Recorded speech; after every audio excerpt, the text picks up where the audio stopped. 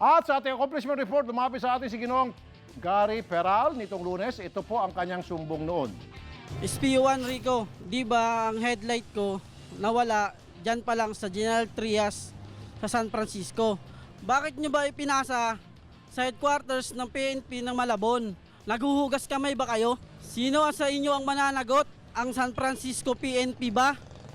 O ang headquarters ng Malabon? Ito po'y nabigyan na ng aksyon. Sinamahan natin si Ginoong Peral sa police station ng General Trias, Cavite at nagkausap sila ng hepe doon na si Major Virgilio Rubio. Tulad ng pinangako sa atin ni hepe, pinagawa na niya ang motor ni Ginoong Peral at pinalitan lahat ng nawalang pyesa nito. Nanghingi naman ng pasensya si Major sa nangyari at sila ay nagkaayos. Lubos siya nagpapasalamat.